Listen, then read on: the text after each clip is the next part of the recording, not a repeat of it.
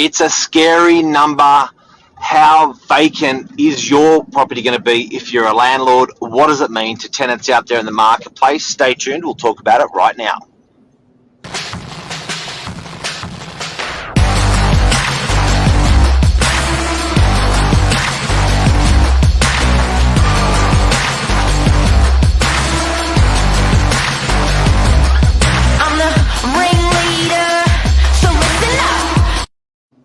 Good morning, everyone. Welcome to Morning Minutes. Myself, Michael Bergio, Mark Novak, episode 563. Vacancy rate. Great sign for investors. Maybe not the best for tenants coming into the later quarter of this year. Especially in Sydney, they've dropped from mid 4% to 200%. Mark, tell us about what type of impact that does. What does the figure mean when you see a post vacancy rates fall? What's vacancy? It's good news for landlords.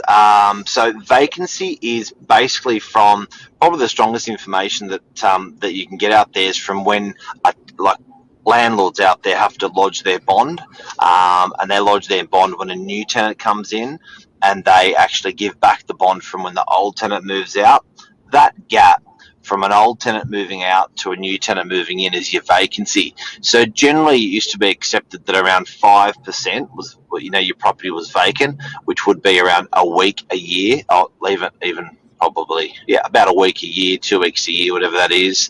And that's how long your property would be vacant in the course of a year, but it's changing. Yeah, I'll bring up this later. Where is it? Here we go. It came out. So as you said, Mark, towards the end of last year, October, we were in inner Sydney, 5.5%, 5.5 for the middle. Our outer Sydney a lot lower at 2.1%. So it went from 4%, mid fours, and recently over the last couple of months, it's halved. And there've been tough times, May to July, August with lockdown. So a lot of people staying in their properties, renting a lot quicker. Look at Newcastle, Hunter Valley, 1%. And 1.2%.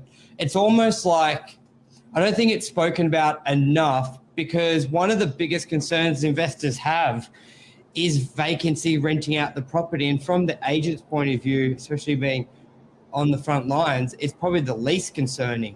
Like, it's such a rental market is so resilient for probably the past decade, but specifically the last 5 years in most parts of Sydney, especially northern beaches. We haven't seen a huge increase in rent, but what we have seen is continuous good stock levels, quick rentals, like from 1 to 3 weeks consistently. And remember, Mike, that vacancy doesn't always mean no money coming in, because a good agent will start a couple of weeks prior to it being empty. So it can be minimized quite a lot.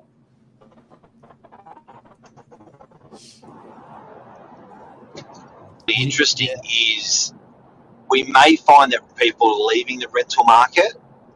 We may find there's landlords that are actually just cashing out because it's just they are making so much money because capital growth has gone up through the roof that they're going, you know what, now's my time. I thought about it the last 3 years or 5 years or whatever it's been. Now it's time for me to actually sell that property at a record high. Some suburb growth has just been so incredible that landlords have just thought, you know what, I can hold on to this thing for another 5 years and that's not going to make this much money. Sell, and that's another rental property that leaves the market. If another rental property leaves the market, the existing pool of rental properties, it makes them a little bit more sought after. Less vacancy, greater rent. Yeah, and there's been such a big push to getting people to buy a property, like the amount of first home buyer incentives today, Luke. The amount of first home buyer incentives is insane. The interest rates people are being offering, because a lot of people may look at basically rent, especially like say DY units where there's nearly 9,000, so you get a really good cross section. The last 5 years it stayed almost even, but over the last 5 years or 8 years, interest rates gone from 5-6% down to 1.5%. So you're making your gap there. But you're right. There's a lot. There's probably I'm trying to think if I've seen that stat. I have renters. If it's gone up, just give me 2 seconds. Homeowners and rentals. you want to add something to that, Mark, while I look for this image, just with some numbers? What does it mean is the big one. I think it means different things for different people. If you are a landlord, the next couple of years, if this trend continues like it actually is, if the trend continues like it is, there's going to be less and less rental properties in the marketplace. Your rent is going to go up pretty hard. And I think when you look at the information of what a typical landlord's rent has done, a typical landlord's rent has probably changed by, if the median was say 450 10 years ago, they're probably about 550 now. So a landlord's rent, property prices for a landlord has doubled for his value of his unit, for example, or her unit, but the rents have only gone from 450 a week to 550 a week. I reckon you're going to see that really accelerated for a landlord. Now, unfortunately, that's not the best news for a tenant. So, professional tenants, if you can get into the rental market now, lock in a longer lease, better. Yeah, the hope for rentals is there's a pretty big surge in DA approvals, new construction. I know we touched on builders and developers I think on Saturday or Thursday about sometimes the bad stigma. But this is where it comes into, because I was looking at the stats. Home ownership's percentage increases really, well, it's a decrease in 20 years, but an increase in the last 10. Renters is up, but it's really our population that's had the biggest surge. So that's where vacancies are going to sit quite low. And unless there's a big surge, not a big surge, a consistent surge in new developments, new buildings, I think vacancies will get a lot lower and we will see a rental increase, which we haven't necessarily seen as significant as capital growth. So many different moving parts, but I think it's more to point, it does point to a good, healthy property market on that side, on that rental side. But do you know, I know prices are going bananas, but it is, I don't think, and this is very unspoken about, but I don't think it's easy for a landlord to borrow money. What I mean by that, an investor wanting to buy an investment property, I don't think it's necessarily an easy process to do in the last year or two, particularly with when there was all that banking investigations from the banks being investigated and stuff like that. So they sort of gave the landlord a punch on the chin when they made them pay 0.5% more in interest rates, which has historically never been done in Australia. So it sort of defavoured the landlord as an investor over an owner-occupier. And I think that's starting to have its effects now on the marketplace. Yeah, like the ways the serviceability was calculated, the way the banks looked at the rental income basically was vanished. Like up until the Royal Commission, they would look at the income of the property, but they do it for land tax. I'm pretty sure they do it for homeowners. If you're currently paying rent, they'll factor that in. But yeah, if it's an investment, they want to see your income, service that. I'm pretty sure it's still the same. I know a lot of people have that feedback, so it's very different for investors. I think financially for an investor, I think you've copped it from a lot of angles. The big benefit has been the value of the property has grown, but it's come at a cost. There's less investors in the market now. Well, yeah, there's less. Yeah, stamp duty. Yeah, like available rentals is about 500 on the northern beaches, and let's say a couple of years ago we were always around 7 to 850. So back then, 2019, 890, 1,000. So that's a big drop. Let's take it from where we were talking 2019, 2018. We used to sit on 900 to 1,000 rental properties. As of today, we're at 520 and we've been as low as 400, 500. So it's half the amount of investment properties out there.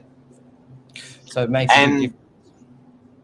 And the way a landlord is assessed, I think a lot of landlords are going for a loan because they've simply got the equity. but I think where they're actually falling or failing is on the income test, because to own that second or third property or even first property as a landlord, as an investment, you've got to be earning really, really good coin. So this is my prediction. I reckon there's going to be a chronic shortage of investment properties in the marketplace. They're going to be too expensive to buy for landlords because of the capital growth that's been running. Land tax is going to be too much, because that's just gone crazy. And don't forget, land tax is going to be assessed off these prices that we're getting. So land tax, guys and girls, is just about to go up. If you think you're paying a lot of land tax as an investor now and a landlord now, get ready, because you get ready for that to double. Over the next couple of years. So, and then you've got the extra 0.5% that a landlord has to pay in interest rate, because it's a landlord, it's an investor loan, not an owner-occupier loan. It's a pretty shitty landscape for a landlord, apart from capital growth, if you're not already in. But to encourage new landlords who are not already in, there's a lot of really bad numbers out there that they're going to have to get through. And I reckon you could see a lot of landlords not coming into the market or even leaving the market. I think you could see a stress on affordability, and it all ties back to this vacancy that we're talking about today. Yeah, so it's a really important figure to watch. But anything else you want to add on to that, or I think we sort of covered it? I just think be careful. Like, if you're a landlord and you can afford to keep a hold of your rental property, it's probably a good idea, because to get back in, I don't think you realise how hard it's going to be to get back in to buy another investment property if you choose to enter the market in 3, 5, or 7 or 10 years later. Landlords don't realise how much easier it was to obtain a loan 10 or 20 years ago compared to today. So if you've got that property, hold on to it. The good news is the vacancy is starting really to thin out, which means you're going to start getting some love in rents, which as a landlord you haven't seen for a very long time, rental increases. So the message from today is hold tight. Well, especially when I think owners may look at sometimes, it's a bit hard to rent, the rent hasn't gone up, let's just sell it. And they quickly forget the selling costs, especially if they're changing the type of property and you're going to be buying something else. Like, if you're spending $1 million apartment, you commission 2%, 20 grand, marketing 30, exit like 40 grand. So you could spend 40 grand on exiting that property, which could break even. You almost could have the property empty for a year, or half, depending on your loan size. You could have the property empty and be better off holding the asset. So I think people just need to just see think, is it really that bad if you didn't get a rental increase? And also landlords, but some of these guys have owned a property for 10 or 20 years. They've retired. They've worked really hard to pay the asset off. The last 10 years, they're actually beaten up more than they were sort of pepped up or looked after. If you consider rents have maybe changed in our region 10 or 20% in 10 years, the cost base of being a landlord has changed a lot more than that. I've disregarded interest rates on that, because this particular example I'm giving, the guy's paid it off.